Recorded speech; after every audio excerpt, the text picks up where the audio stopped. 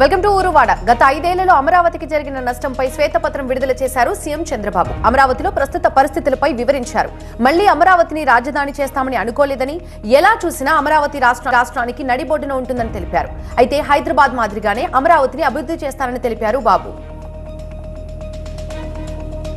మరి కాసేపట్లో ఢిల్లీ వెళ్లనున్నారు సీఎం చంద్రబాబు. ముఖ్యమంత్రిగా పగ్గాలు చేపట్టాక తొలిసారి ఢిల్లీకి వెళ్తున్నారు.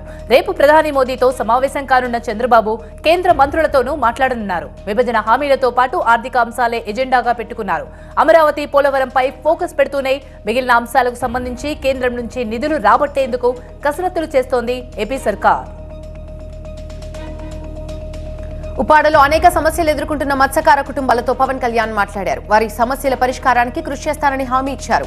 ఉప్పాడ తీర ప్రాంతంలో సముద్రపు కోతకు గురైన ప్రాంతాన్ని పరిశీలించేందుకు వెళ్తూ గ్రామాన ప్రజలను కలుస్తూ వారి సమస్యల్ని అడిగి తెలుసుకున్నారు పవన్ కళ్యాణ్. ఐవీఎఫ్ ఒక అధునాతన సంతానోత్పత్తి చికిత్స. అనేక దంపతులకు తల్లిదండ్రులు కావాలనే వారి కలను నెరవేర్చుకోవడానికి సహాయపడుతుంది. ఈ రోజే ఓఎస్ఎస్ ఫర్టిలిటీని సందర్శించండి. తెలుగు రాష్ట్రాల సీఎంల సమావేశంపై ఎజెండా ఖరారైంది. ఏపీ సీఎం చంద్రబాబు రాసిన లేఖకు సమాధానమిచ్చారు తెలంగాణ ముఖ్యమంత్రి రేవంత్ రెడ్డి.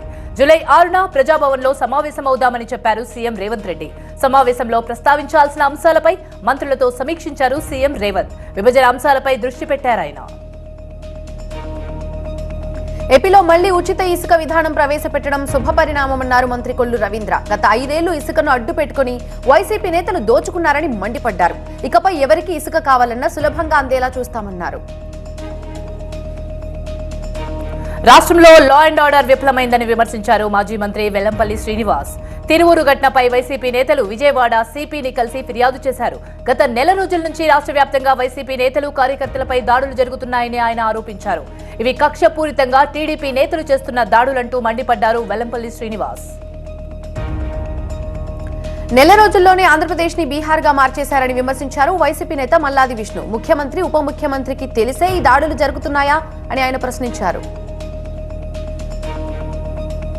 కాకినాడ జిల్లా తునిలో మాజీ మంత్రి దాడిశెట్టి రాజాకి బిగ్ షాక్ తగిలింది. లోవా చైర్మన్ గొరిల్లా అచ్చెన్నాయుడు టీడీపీలో చేరారు. టీడీపీ కండువా కప్పి పార్టీలోకి ఆహ్వానించారు యనమల రామకృష్ణుడు. వైసీపీ హయాంలో లోవా చైర్మన్ గా బాధ్యతలు తీసుకున్న అచ్చెన్నాయుడు దాడిశెట్టి రాజాకు అత్యంత ఆప్తుడు.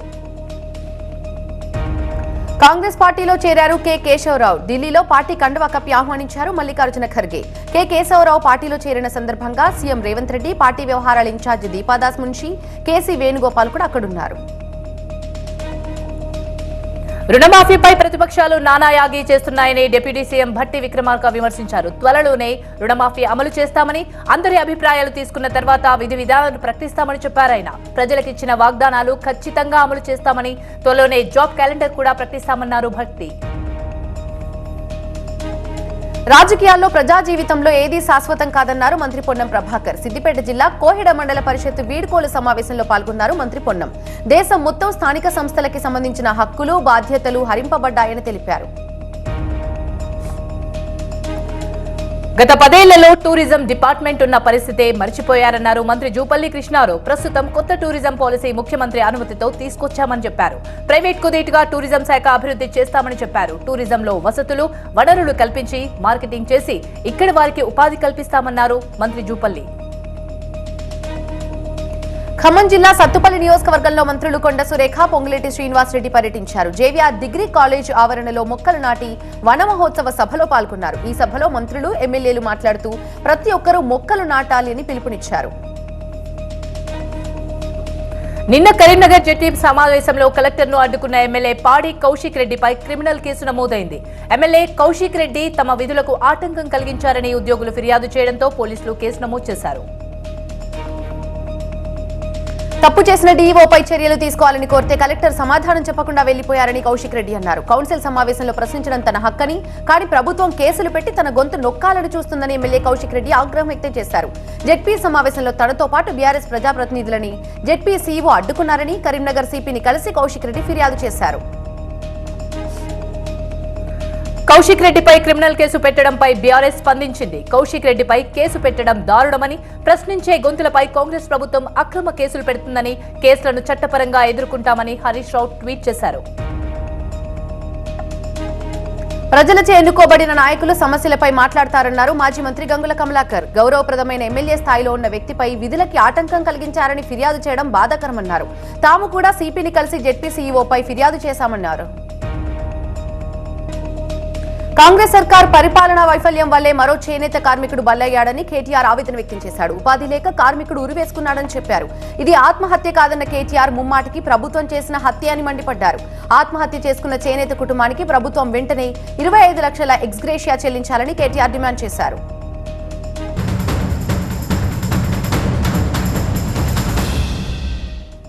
సీఎం రేవంత్ అడుగులు తడబడుతున్నాయని చెప్పారు ఎంపీ రఘునందన్ రావు. గుంపు మేస్త్రికి సరైన గైడెన్స్ ఇవ్వటం లేదన్నారు. రైతు సమస్యలు వెంటనే పరిష్కరించాలన్నారు. అసెంబ్లీ సమావేశాలు ప్రారంభమయ్యే నాటికి మరో 15 మంది బీఆర్ఎస్ ఎమ్మెల్యేలు పార్టీ మారే అవకాశం ఉందన్నారు. ఆర్ఎన్బి సెక్షన్ లో తనిఖీలు చేశారు మంత్రి కోమటిరెడ్డి వెంకటరెడ్డి. ఉద్యోగుల పనితీరు గురించి తెలుసుకోవడానికి వెళ్లిన మంత్రి అక్కడ పరిస్థితి చూసి నిర్ఘాంతపోయారు. సమయం దాటిపోయినా చాలా మంది ఉద్యోగులు ఆఫీస్కు రాకపోవడంతో ఆయన ఆగ్రహం వ్యక్తం చేశారు. హాథ్రస్ లాంటి ఘటనల్లో అమాయకులు ప్రాణాలు కోల్పోయారని ఆవేదన వ్యక్తం చేశారు రాజ్యసభ ఎంపీ రేణుకా చౌదరి. ఇంత టెక్నాలజీ పెరిగినా ఇలాంటి ఘటనలు జరగడం దురదృష్టకరమన్నారు. దీనికి బాధ్యులైన వారిపై చర్యలు తీసుకోవాలని రేణుకా చౌదరి డిమాండ్ చేశారు. అసెంబ్లీ ఎన్నికల సమయంలో ముద్రాజ్ సామాజిక వర్గానికి ఇచ్చిన హామీలను నిలబెట్టుకోవాలని సీఎం రేవంత్ రెడ్డికి తెలంగాణ ముద్రాజ్ మహాసభ విజ్ఞప్తి చేసింది. ప్రస్తుతం బీసీడీ జాబితాలో ఉన్న తమ సామాజిక వర్గాన్ని బీసీఏలోకి మార్చాలని కోరారు. ముద్రాజ్ కోఆపరేటివ్ సొసైటీ 1000 కోట్ల రూపాయల నిధులు కేటాయించాలని చెప్పారు. 5 వైసీపీ కార్యకర్తలని అక్రమంగా అరెస్ట్ చేశారని మండిపడ్డారు మాజీ మంత్రి అంబటి రాంబాబు. టీడీపీ ఆఫీస్పై దాడి కేసులో అరెస్టు చేశామని పోలీసులు చెప్పారన్నారు. అక్రమ అరెస్టులపై న్యాయ పోరాటం చేస్తామని తెలిపారు అంబటి. ఎమ్మెల్యేల అనర్హత పిటిషన్లపై విచారణ సోమవారానికి వాయిదా పడింది. దానం నాగేందర్, కడియం శ్రీహరి, తెల్లం వెంకట్రావులు బీఆర్ఎస్ పక్షాన గెలిచి కాంగ్రెస్ లోకి వెళ్లారు. 3 ఎమ్మెల్యేలపై స్పీకర్ అనర్హత వేటు వేయాలని బీఆర్ఎస్ ఎమ్మెల్యేలు కౌశిక్ రెడ్డి, వివేకానంద పిటిషన్లు వేశారు. అంబేద్కర్ కోనసీమ జిల్లా దిండి గ్రామంలో ఎన్డీఏ కూటమి నేతలకి పాలాభిషేకం చేశారు సర్పంచులు, గ్రామస్తులు. గత ప్రభుత్వంలో మా నిధులు మా విధులు కావాలని అప్పటి ముఖ్యమంత్రి జగన్ ని కలవడానికి వెళ్తే అరెస్టులు చేసి నానా అవస్థలకు గురి చేశారని, ఇప్పుడొచ్చిన ఎన్డీఏ ప్రభుత్వం అధికారంలోకి రావడం తమకెంతో సంతోషంగా ఉందని చెప్తున్నారు సర్పంచులు. ఆంధ్రప్రదేశ్ రాజధాని అమరావతి పనులు తిరిగి ప్రారంభం కావడంతో రైతులు తమ మొక్కులు చెల్లించుకుంటున్నారు. తూళ్లూరు నుంచి తిరుమల బయలుదేరారు 120 మంది రైతులు. తూళ్లూరులోని శివాలయం, సాయిబాబా, అయ్యప్ప స్వామి దేవస్థానంలో ప్రత్యేక పూజలు నిర్వహించిన అనంతరం తిరుపతి బయలుదేరారు. రైతులు తిరుమల యాత్ర బస్సులో జెండా ఊపి ప్రారంభించారు ఎమ్మెల్యే శ్రవణ్ కుమార్. శ్రీ సత్యసాయి జిల్లా సోమదేవపల్లి మండలం కేజీవీపీ పాఠశాలలో సమస్యలపై మంత్రి సవితమ్మకి లేఖ రాశారు విద్యార్థినులు. భోజనం సరిగా పెట్టడం లేదని ఫిర్యాదు చేశారు.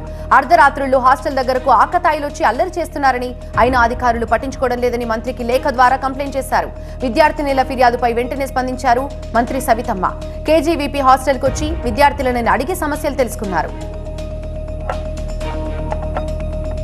మంచిర్యాల ఎమ్మెల్యే ప్రేమ్ సాగర్ రావుకు మంత్రి పదవి రావాలని నియోజకవర్గ కార్యకర్తలు పాదయాత్ర చేశారు. లక్షెట్టిపేట నుంచి గూడెం వరకు పాదయాత్ర చేపట్టిన డీసీపీ ఉపాధ్యక్షుడు అశోక్ గూడెం సత్యనారాయణ స్వామికి ప్రత్యేక మొక్కులు చెల్లించుకున్నారు. కాంగ్రెస్ పార్టీని ఉమ్మడి ఆదిలాబాద్ లో కాపాడుకున్న ప్రేమ్ సాగర్ రావును అధిష్టానం గుర్తించాలని విజ్ఞప్తి చేస్తున్నారు.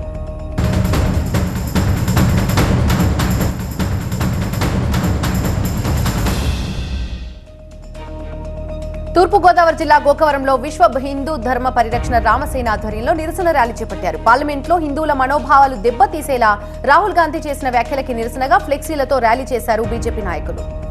హిందువులకి పార్లమెంట్ సాక్షిగా రాహుల్ గాంధీ క్షమాపణ చెప్పాలని వారంతా డిమాండ్ చేస్తున్నారు. పోలవరం ప్రాజెక్టును 4 రోజుల పాటు విదేశీ నిపుణుల బృందం క్షుణ్ణంగా పరిశీలించింది. డయాఫ్రామ్ వాల్, ఈసీఆర్ఎఫ్యూ డ్యాం నిర్మాణ పనులకు నిపుణుల బృందం పరిశీలించింది. డయాఫ్రామ్ వాల్ పై అనుమానం వచ్చిన ప్రతి చోట కాంక్రీట్, మట్టి నమూనాలు సేకరించారు. ఇంజనీరింగ్ పరికరాల ద్వారా డయాఫ్రామ్ వాల్ ను లోతుగా చెక్ చేసి వాస్తవ పరిస్థితిపై రిపోర్ట్ రెడీ చేయనున్నారు. హైదరాబాద్ లోని ఉప్పల్ తహసీల్దార్ కార్యాలయం ముందు బీజేపీ మహిళా మోర్చా ఆధ్వర్యంలో నిరసన చేపట్టారు. కాంగ్రెస్ పార్టీ ఎన్నికల మేనిఫెస్టోలో మహిళలకిచ్చిన వాగ్దానం మేరకు మహాలక్ష్మి పథకాన్ని అమలు చేయాలని శిల్పారెడ్డి డిమాండ్ చేస్తున్నారు. వారం రోజులలోపు అమలు చేయకపోతే రాష్ట్ర వ్యాప్తంగా ఆందోళనలు ఉధృతం చేస్తామని తెలిపారు. ఆసిఫాబాద్ కాంగ్రెస్ డీసీసీ అధ్యక్షుడు కొక్కిరాల విశ్వప్రసాద్ నియోజకవర్గం ఇన్ఛార్జ్ అజ్మీరా శ్యామ్ నాయక్ కక్షపూరితంగా వ్యవహరిస్తున్నారని ఆరోపించారు ఎమ్మెల్యే కోవలక్ష్మి. ప్రోటోకాల్ విషయంలో ఆదివాసీ మహిళా ఎమ్మెల్యేనైన తనను అధికార పార్టీ అవమానిస్తుందని చెప్పారు. ఎమ్మెల్యే పైన అక్రమ కేసులు పెడుతున్నారంటూ ఆవేదన వ్యక్తం చేశారు కోవలక్ష్మి. ఎన్టీఆర్ జిల్లా జగ్గయ్యపేటలో డయేరియా వేగంగా విజృంభిస్తుంది. మళ్లీ 8 కొత్త కేసులు నమోదు కావడంతో ప్రభుత్వ ఆసుపత్రిలో ట్రీట్మెంట్ పొందుతున్నారు. ఒకరి పరిస్థితి విషమంగా ఉండడంతో విజయవాడ ఆసుపత్రికి తరలించారు. పెరుగుతున్న కేసులతో అలర్ట్ అయ్యారు అధికారులు. ఎల్లుండి జగ్గయ్యపేటకు రానున్నారు మంత్రి నారాయణ. మియాపూర్లో మత్తు మందు ఇచ్చి కారులోనే అమ్మాయిపై అత్యాచార యత్నం చేశారు 2 యువకులు. రియల్ ఎస్టేట్ కంపెనీలో పనిచేస్తున్న బాధితురాల్ని సైట్ విజిట్ పేరుతో కారులో తీసుకెళ్లారు. కూల్ డ్రింక్ లో మత్తు మందు కలిపి కన్నింగ్లు కారులోనే 4 గంటల పాటు వేధించారు. నిందితులు సంగారెడ్డి, జనార్దన్ అరెస్ట్ చేశారు పోలీసులు. కాకినాడ జిల్లా అన్నవరం వేద పాఠశాలలో 6 విద్యార్థులు తీవ్ర అస్వస్థకు గురయ్యారు. వాంతులు, విరోచనాలు కావడంతో ఒక్కసారిగా పడిపోయారు. హుటాహుటిన పాఠశాలకు చేరుకున్న దేవస్థానం అధికారులు ఆసుపత్రికి తరలించారు. Diarrhoea లక్షణాలంటున్నారు doctors. కాకినాడ పరిసర ప్రాంతాల్లో రెవెన్యూ, పౌర సరఫరాల శాఖ 2 బృందాలుగా ఏర్పడి పలు గోదాములలో తనిఖీలు నిర్వహించారు అధికారులు. 2 గోదాముల్లో 96 కోట్ల రూపాయల విలువైన 33,922 టన్నుల రేషన్ బియ్యాన్ని స్వాధీనం చేసుకున్నారు. విజయనగరం జిల్లా బడాంగి మండలం అల్లుపాళేరు వద్ద తోటపల్లి కుడి కాలువకు గండి పడింది. దీంతో సాగునీరు వృధాగా పోతున్నాయి. ప్రతి ఏటా గండి పడుతున్నా నిర్లక్ష్యంగా వ్యవహరిస్తున్నారు అధికారులు. ఎలుకలు కొరకడం వల్లే గండి పడుతుందంటున్నారు అధికారులు.